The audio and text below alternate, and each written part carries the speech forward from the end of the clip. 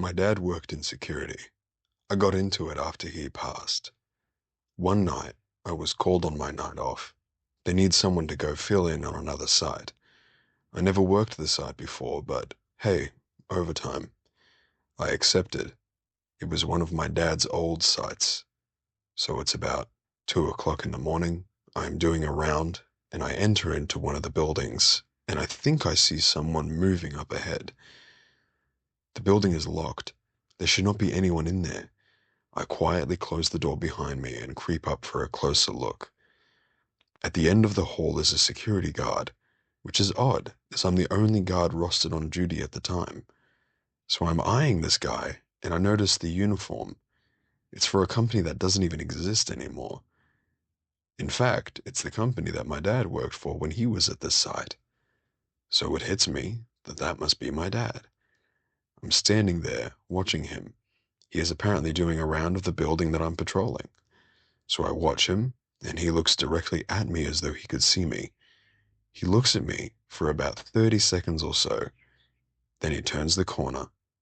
I run to catch up with him, but he was gone. Almost 2 years later, I still swear that I actually saw him that night. I don't know if it was a ghost, or if I was hallucinating because it was one of his old posts and I was emotional, or if maybe somehow time loops exist and I actually saw him working the site in the past. I honestly don't know. But every time I have a night off and they can't find anyone to fill in, I jump at it.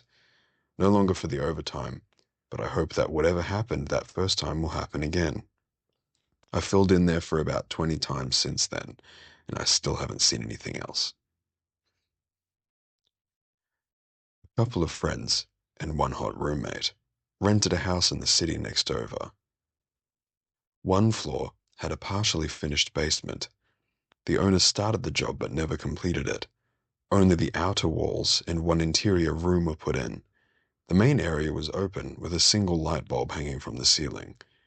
Scattering of old furniture around, my friends used to use the basement to host parties. Apparently, there was a standing request not to sleep down there. A request that I did not hear. We were maybe 20 or 21 at the time. After one party, people started going to sleep wherever they could find a space, and I picked the only open spot I could find, the old couch in the basement. I wake up after just a few hours, must have been 4, 5 a.m., and I hear a guy and girl whispering and giggling in the partially built next room. It sounded like someone who was at the party, so I got up and asked them to be quiet. And as soon as I got near that doorway, it stopped.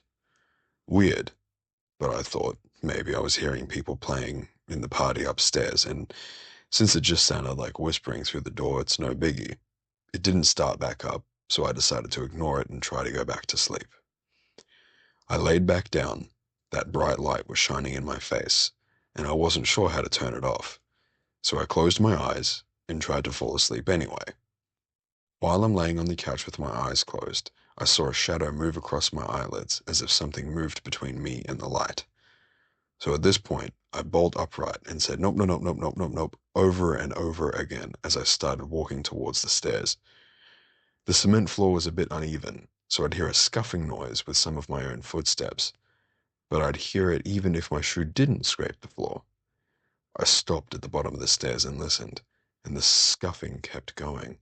So I sprinted up the stairs and paused one more time at the top and looked back and saw nothing. I don't know. I expected to see someone. I waited maybe 10 seconds, listening, and I finally hear what sounds like a single footfall on the wood and creak at the bottom stair. I shut the door behind me and backed away from watching it, but nothing ever came through. I'm frantically trying to find one of my friends who rented the place without waking anybody up, and I find the roommate on an air mattress in the living room, which is weird, but whatever. I start shaking her and I go, "Hey, see, wake up. Your basement's haunted." She just looks at me like I'm an idiot and says, "Duh, we told everyone not to sleep down there." And I go, "Oh, so can I crash on the corner of your air mattress?" And she said I could. The next day I get all the ghost stories from them in the house. Apparently, the main floor was haunted too, but the basement was the worst spot for it.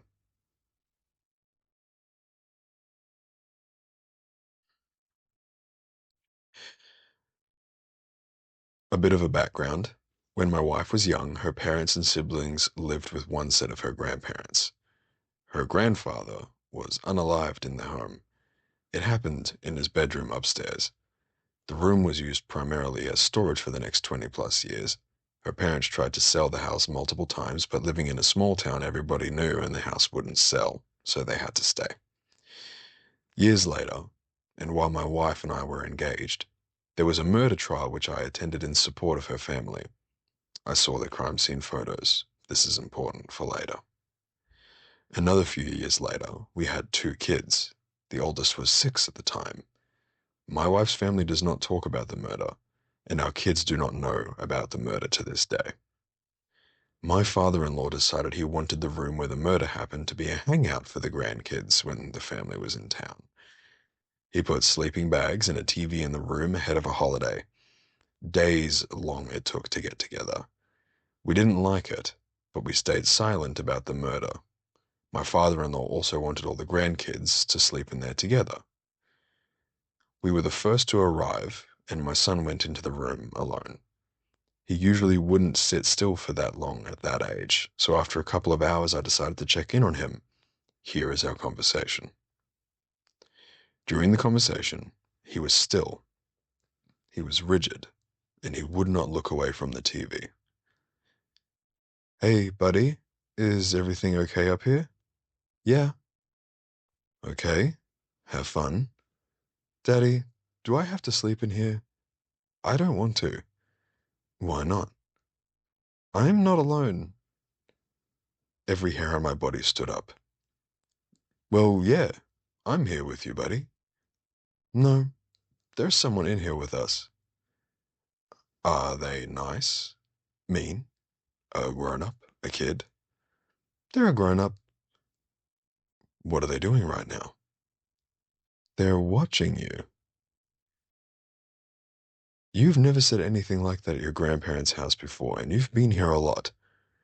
They said they don't leave this room, and that I've never been in here before.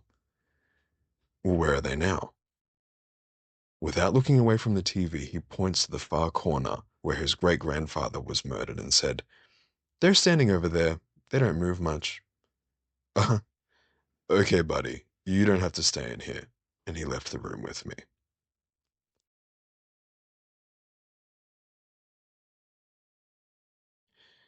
In high school, I was babysitting for a single mom and her two kids. It was the middle of winter, and when I arrived, it was already pitch black out, around like 6 p.m. She lived in a duplex. While I was standing in the living room with her and her girls talking about how the rest of the night would go, a little boy in full snow gear came in and through her front door. He stomped through the living room past us and headed downstairs to the basement. The mum never even looked at him or stopped talking. The girls didn't make any acknowledgement that they saw him. I was super weirded out, but I was also an extremely introverted teenager, so I didn't ask the mum what was up. Once the mum left, I asked the girls who the little boy was that came in, and they both had no idea what I was talking about. So I got brave and grabbed a broom and headed down the stairs. It was a small, unfinished basement, one single room with no closets or anything. No one was down there, and the little boy definitely had not come back upstairs in that time. So weird, and the only time I believed I experienced something paranormal.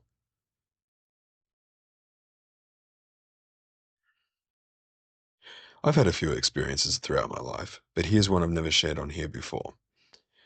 One time, I was at my grandparents', getting changed in the bathroom to go swimming in their pool. The bathroom had a small octagon-shaped window. The window was high up and overlooked the porch. I was sitting on the toilet below it, and when I looked up I saw a man who looked like he was screaming through the window. His skin looked like it was burnt and smoldering, and his hair was patchy and dark, and his expression never changed. It was like he was frozen in time. For some reason, I didn't mention it to anyone and just quickly bolted out of that bathroom and went to one upstairs without a window. My grandparents moved out of that house. The house wasn't old or creepy itself. This is my story. When I was a teenager, my bedroom was in the basement. You could hear clearly any time someone came down the stairs, and my bed was very creaky. Like, lay down, sit, or move, and the springs would let anybody nearby know. I was just starting to fall asleep one night, and I heard footsteps. I thought, no big deal. It's probably just mum coming to do laundry, so I fell back asleep. I felt pressure on the bed behind me. I slept with my back to the stairs, and it creaked. Everything in me was screaming, do not move. Do not move. Just lay here and do not move. I eventually fell asleep out of exhaustion. This happened multiple times, and one night I had enough of being terrified, and when I heard the creak and felt the pressure next to me, I rolled over and sat up. Nothing. There was nobody physically there. I've experienced things before that and since, but that one really freaked me out the most. When I was a kid, we lived pretty far out of town, heading up into the mountains, right next to the old railroad tracks. The area was big for logging, and at one time for gold mining. I remember waking up in the middle of the night. The moon was bright and made it easy to see. For some reason, I peeked out of the blinds, and about 20 yards away, standing on the road, was a man. He was wearing an old miner's hat and was just standing completely still, staring at our house. I have no idea if he could see me, but I was frozen. After about 10 minutes, I eased away from the window and laid in bed, trying not to think about it. About an hour later, still not able to sleep, I checked the window again, but he was still there. It freaked me out, so I refused to look out the window again that night. I kind of forgot to mention about this incident until several years later. The exact same thing happened again. Another bright moon, I once again woke up in the middle of the night and felt compelled to look out the window. Same man, same hat, standing in the same spot, just staring at me. I've never talked to anybody about it, and I'm not sure if it was something paranormal or just a man with a creepy habit.